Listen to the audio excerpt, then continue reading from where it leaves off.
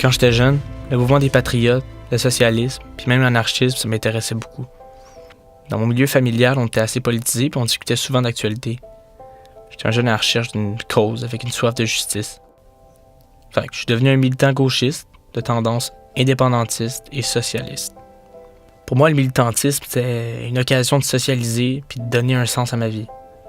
Au fil du temps, puis même si je condamnais toutes sortes de violences, j'ai été amené à côtoyer des groupes qui considéraient légitime l'usage de la violence, comme faire des graffitis, déchirer des drapeaux, avoir des altercations avec des groupes, avec d'autres idées, ou investir des locaux d'entreprise pour dénoncer la corruption puis la collusion gouvernementale. Tout en prenant la rue pour faire valoir mes idées, comme durant le printemps étudiant en 2012, j'ai milité dans plusieurs formations politiques comme Québec solidaire, le Bloc québécois, Option nationale, puis le Parti québécois. Un an plus tard, en 2013, le Parti québécois a proposé un nouveau projet de loi qui allait être déterminant pour ma vie militante. Le projet de loi sur la Charte des valeurs québécoises. Je voyais une façon d'entamer un bras de fer constitutionnel avec le fédéral. Je voyais aussi une façon de compléter la laïcisation tranquille du Québec. J'avais rien contre les musulmans comme tels. Je me méfiais plutôt de l'islam radical. Je me disais que, vu que le Québec s'était débarrassé progressivement du catholicisme, c'est normal qu'on prenne position contre l'intégrisme religieux, quel qu'il soit. Puis je comprenais pas pourquoi certains gauchistes s'opposaient à cette charte des valeurs.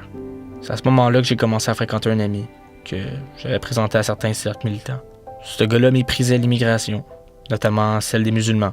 Il adhérait surtout aux idées de Donald Trump, puis de Marine Le Pen sur l'immigration, puis au mouvement de l'alt-right. Malgré tout ça, jamais j'aurais cru qu'il pourrait un jour commettre un geste criminel. Il venait à commettre des actes de plus en plus violents contre la gauche, les féministes, puis les immigrants. Ça a commencé par de l'intimidation sur les réseaux sociaux, puis par la propagande haineuse sur Internet. Ultimement, il a fini par s'en prendre physiquement des innocences, juste parce qu'il provenait de la communauté musulmane. Encore aujourd'hui, je suis attristé par cet événement-là, puis je pense régulièrement à toutes ces personnes qui ont fait souffrir, puis à leur famille. On me dit pas me sentir coupable par rapport au chemin que ce gars-là a pris. Si j'avais su le mal-être qu'il habitait, je me demande comment j'aurais pu l'aider. Une chose est sûre, il doit vivre avec les conséquences de ses gestes. Les actes de violence qu'il a commis m'ont marqué, comme un électrochoc. Ça m'a obligé à confronter mes préjugés puis à m'ouvrir l'esprit. Ça m'a aussi fait prendre mes distances de certaines de mes croyances idéologiques. Ça a été le point tournant d'une réflexion que j'avais déjà amorcée durant des séjours à l'extérieur du Québec. J'ai vécu un bout à l'étranger. J'ai pu évoluer dans une belle diversité culturelle, mais j'ai aussi eu l'occasion de côtoyer le racisme systémique subi par d'autres communautés au cours de mes voyages. Mon questionnement s'accentue lorsque certains militants en faveur de la laïcité, que j'avais connus dans l'épisode de la Charte des valeurs, sont mis à viser des femmes musulmanes qui profitaient du ramadan pour distribuer des denrées aux itinérants. Ils les accusaient de prosélytisme, le genre de propos qu'on voit beaucoup sur les réseaux sociaux. Pour moi, ces femmes-là ne faisaient pas de recrutement pour l'islam. Bien au contraire, elles méritaient notre admiration. Elles servaient positivement de l'islam pour faire le bien autour d'elles. Avec le recul, j'ai aujourd'hui la conviction qu'il est possible de débattre de la question de l'immigration de façon rationnelle sans tomber dans la peur, l'amalgame ou le sensationnalisme.